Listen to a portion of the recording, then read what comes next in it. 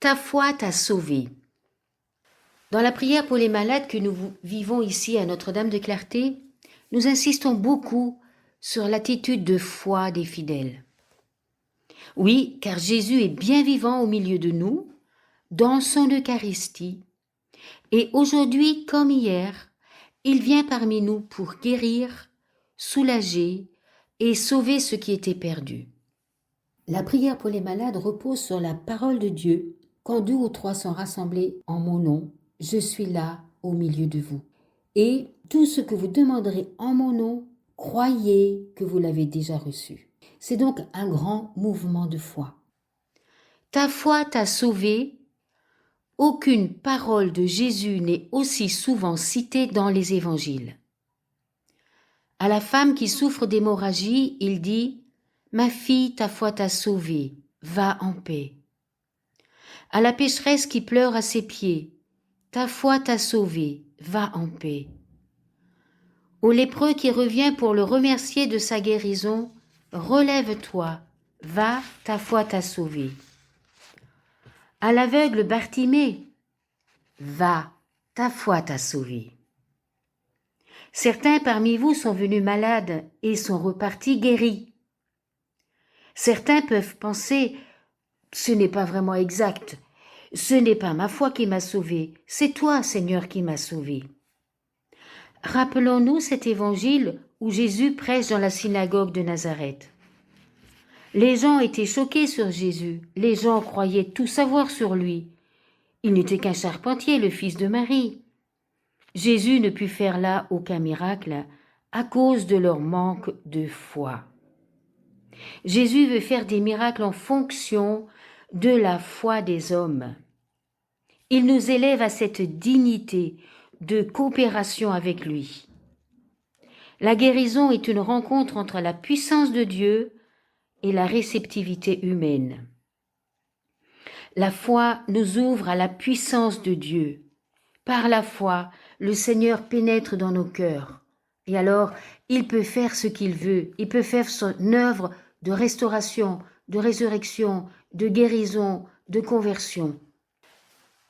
La femme qui souffrait d'hémorragie s'était dit « Si seulement je pouvais toucher la frange du vêtement de Jésus, je serais sauvée. » Même si la foule pressait Jésus de toutes parts, il a senti à un moment donné qu'une force sortait de lui. Et il dit « Qui m'a touché ?» Alors elle se dévoile. Il lui dit alors « Ma fille, ta foi t'a sauvée, va en paix. » C'est le témoignage d'Anne-Marie.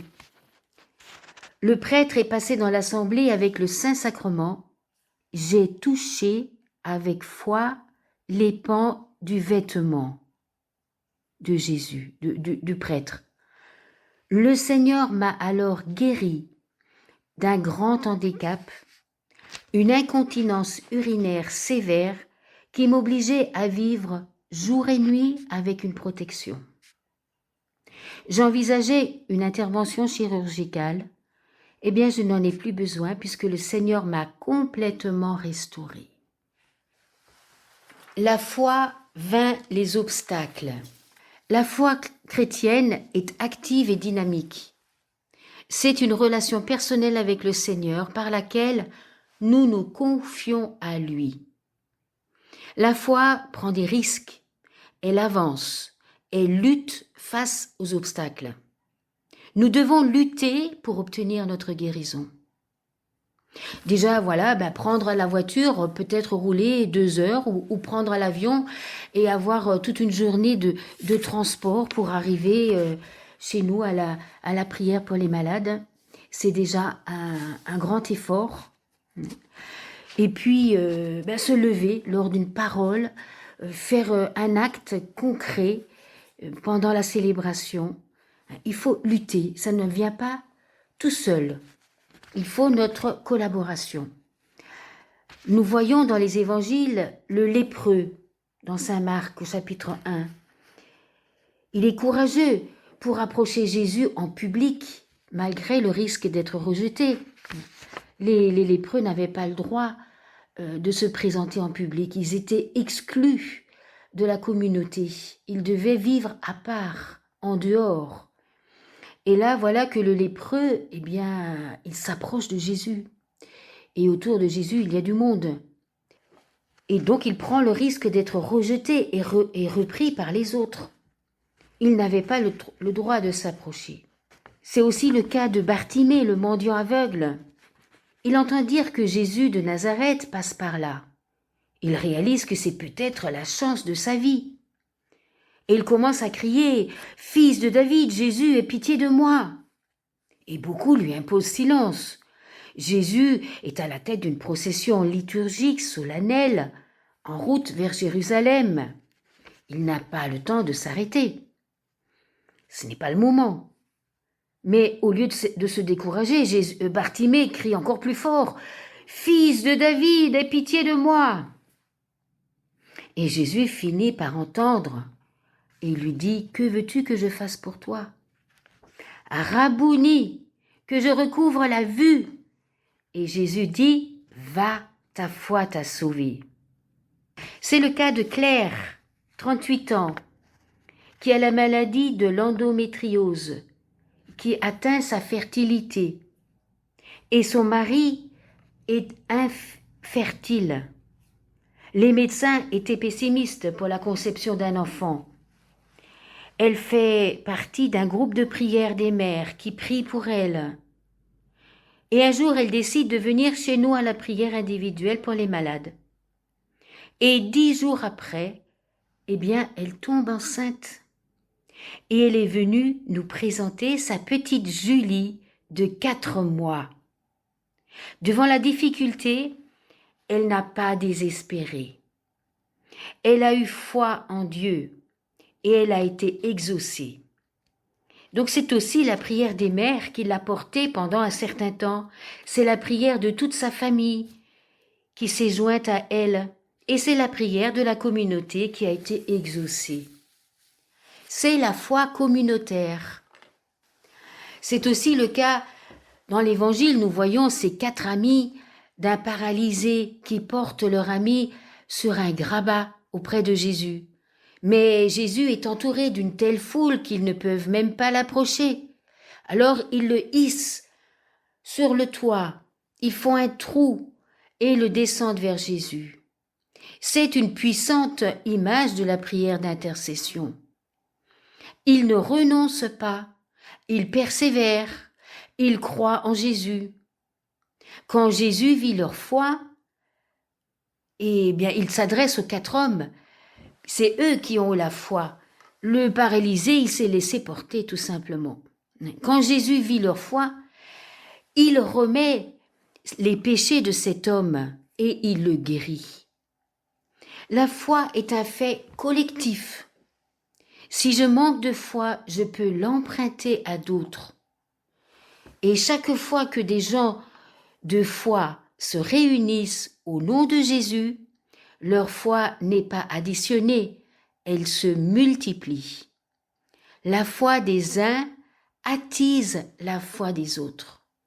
C'est ce que nous vivons dans notre communauté lorsque nous chantons, nous célébrons tous ensemble et nous nous réjouissons de la présence du Seigneur, nous le louons avec de tout notre cœur, nous proclamons des paroles de guérison, il y a des paroles de connaissance, il y a la louange, il y a la présence du Seigneur au milieu de nous. Et bien tout cela, cet événement attise la foi communautaire. Alors c'est le cas de Hélène, qui est venue faire une retraite chez nous et qui a aussi participé à la prière pour les malades. Et là, il y a une sœur qui a invité toutes les personnes souffrant d'une dépendance à venir déposer celle-ci au pied de l'icône de Notre-Dame de Clarté. Hélène était fumeuse depuis 30 ans. Elle a fait cette démarche de foi. Elle est venue auprès de Notre-Dame de Clarté. Elle a pris son paquet de cigarettes et elle a déposé auprès de Notre-Dame de Clarté. Et elle a bénéficié de la prière de toute l'assemblée. Et plus tard, elle a été totalement libérée de la cigarette. Aujourd'hui, elle est non fumeuse. Voilà, c'est la prière de toute la communauté, de l'ensemble, de toute la communauté qui a permis cette guérison. Une foi tenace. C'est l'évangile du centurion en Matthieu 8,8. Il exprime une humilité et une confiance sans borne. Il n'était même pas juif. Et il a une totale confiance en Jésus. Il dit « Seigneur, je ne mérite pas que tu entres sous mon toit, mais dis seulement un mot, et mon serviteur sera guéri. » Jésus déclare alors « En vérité, je vous le dis, chez personne je n'ai trouvé une telle foi. » Au moment même, le serviteur du centurion fut guéri. C'est le cas de beaucoup d'entre vous qui êtes venus prier pour un malade alité à l'hôpital ou à la maison, et le Seigneur a guéri. Le malade à distance. Il a exaucé votre foi. Et il arrive des fois, que la prière n'est pas exaucée. Comment réagir alors? Jésus nous dit de prier sans cesse et de ne pas se décourager. Si nous persistons dans notre prière, le Seigneur va se manifester et modifier nos désirs pour qu'ils s'accordent à sa volonté. Le Seigneur peut nous montrer que d'autres couches plus profondes avaient aussi besoin de guérison. C'est le témoignage d'une personne qui est venue prier pour la guérison de ses yeux. Elle perdait la vue, donc c'était vraiment grave. Elle est venue pendant des années. Et petit à petit, le Seigneur a travaillé son cœur et elle a fait une véritable rencontre avec lui. Et elle vit sa foi profondément maintenant. Et elle est venue témoigner qu'elle a reçu plus que ce qu'elle attendait. J'ai souvent entendu des gens dire « Je ne veux pas embêter le Seigneur. Je sais qu'il a des choses plus importantes à faire. Mon cas n'est pas si grave. » Eh bien non, nous sommes tous uniques aux yeux du Seigneur. Il peut exaucer nos moindres désirs. Il ne faut pas considérer Dieu comme un homme seulement, mais il faut le considérer comme Dieu, c'est-à-dire tout-puissant, tout-aimant, qui n'a aucune limite. Dieu est capable d'avoir une relation personnelle, unique et privilégiée pour chacun. Et il veut nous satisfaire dans nos moindres désirs. Rien n'est trop petit ou rien n'est trop grand pour le Seigneur. La foi aux paroles de connaissance. Au cours de la célébration, après une bonne louange, le Seigneur donne des paroles de connaissance à travers un frère ou une sœur dans le cœur. C'est-à-dire qu'il révèle par une parole, qu'il révèle dans le cœur de ce frère ou de cette sœur, à travers une parole, à travers une image, qu'il est en train de guérir quelqu'un dans l'assemblée, par exemple d'une maladie du cœur ou d'une maladie des reins ou d'une dépression. Et cette personne, elle va le dire au micro. Elle ne sait pas pour qui c'est, mais dans la foi, elle libère cette parole. Et encore une fois, dans la foi, la parole qui interpelle quelqu'un dans l'assemblée, qui se dit « Voilà, ça c'est pour moi », eh bien là aussi, cette personne est invitée à accueillir cette parole dans la foi. Elle peut très bien douter de se dire oh, c'est pour quelqu'un d'autre. Moi, non, je crois pas, non, je mérite pas, ou je crois pas que c'est possible, c'est trop grave, c'est trop grand, le Seigneur peut pas faire ça pour moi. Eh bien, si je réagis ainsi, eh bien, j'annule la grâce que le Seigneur veut me donner. C'est grave.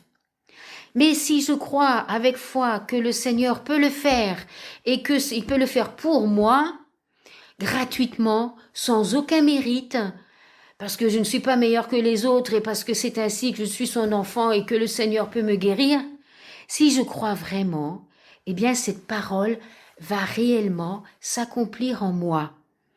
Et cette guérison va m'être accordée sans aucun mérite, parce que je crois en la parole du Seigneur.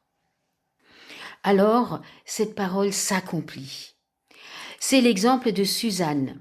Elle avait des problèmes d'argent et de chômage. Elle était malade et complètement découragée. Et elle avait perdu tout espoir. Elle est venue prier ici, chez nous, et elle a eu cette parole de connaissance. Dépose tout aux pieds du Seigneur puisque c'est trop lourd pour toi et il va s'en occuper. C'est ce qu'elle a fait. Elle a tout déposé aux pieds du Seigneur. Elle s'est trouvée allégée d'un poids énorme et tout s'est arrangé. Elle a retrouvé la confiance et la foi. Et il y a d'autres situations où parfois on accueille une parole avec foi et puis le lendemain, les symptômes de la maladie reviennent. Alors on peut douter. Attention, ça peut aussi être une entourloupe de l'ennemi. L'ennemi veut voler les grâces du Seigneur. Et il veut nous faire douter de la puissance du Seigneur. Alors là, c'est à nous de proclamer la foi et de dire, oui Seigneur, je crois que tu m'as guéri hier. Cette parole que tu m'as dite, elle est vraiment pour moi. Je crois que tu as agi déjà, que tu as commencé à agir dans mon cœur. Et je proclame la guérison. Et je crois que tu as fait cela. Et alors, vous allez voir les signes de la guérison qui vont se manifester. Mais il faut affirmer sa foi. En toute liberté, en toute puissance, hein. Il faut affirmer sa foi et rejeter le doute qui nous est donné par l'ennemi. Lui, il veut toujours que nous doutions de la puissance du Seigneur, de l'action du Seigneur, et il veut nous voler les grâces de Dieu. Alors, il ne faut pas se laisser faire et il faut agir avec autorité et foi. Et alors, la guérison sera vraiment efficace et effective. Mais il faut combattre dans la foi. Puisque le Seigneur nous a donné cette parole, il faut l'affirmer, il faut affirmer notre foi. Donc le Seigneur nous rend collaborateurs avec sa grâce. C'est un grand honneur.